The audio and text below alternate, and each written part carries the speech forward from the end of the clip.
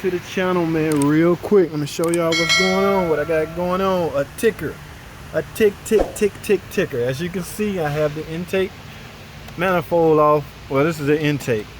I have the lower intake off. I only took the lower intake off because I'm getting ready to replace the oil filter adapter housing. You don't normally have to take these off to do to get the valve cover off to do the tickers. Okay, so let me show y'all what I found. I'm sure y'all done seen this 1,000 times. There's no big time secret anymore.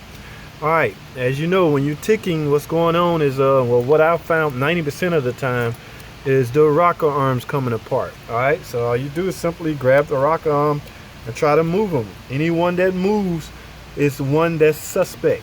Okay, back when we first had these problems, a lot of mechanics was replacing the lifters. The lifters is not the problem. Okay, y'all hear that?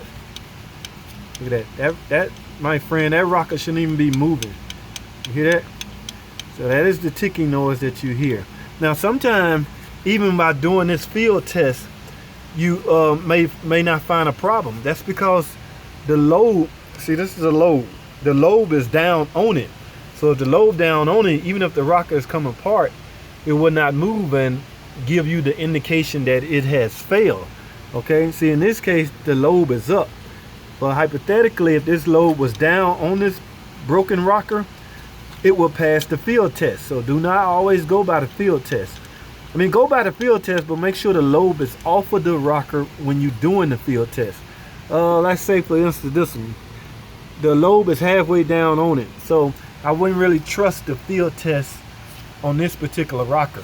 The best way to do it, go by, is to totally remove the cams. Now you gotta be careful when removing cams because, like I say, you'll be dealing with timing issues.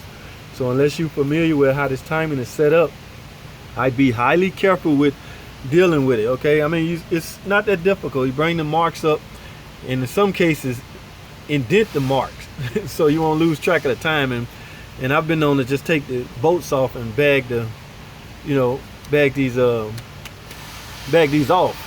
Okay, and that way I can gain access to the cam, especially if I'm getting ready to replace the cam.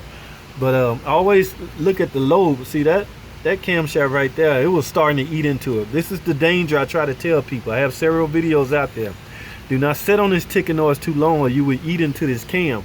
Y'all see that cam? There's a couple scratches on it, but this is my buddy's car and he will live with this because I'm really not scratched into the lobe, so I'm not going to affect the opening and closing of the valve at all.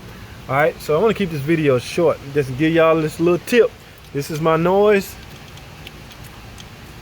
because this rocker is moving, but I'm gonna take the cam off and check all of them. Okay, I might even take this side out. I didn't hear the noise over here. Basically, if you can hear whatever side you hear the noise on is the side you'll have the problems out of. I heard all the noise over here. All right, this video getting too long, man, so thanks for watching.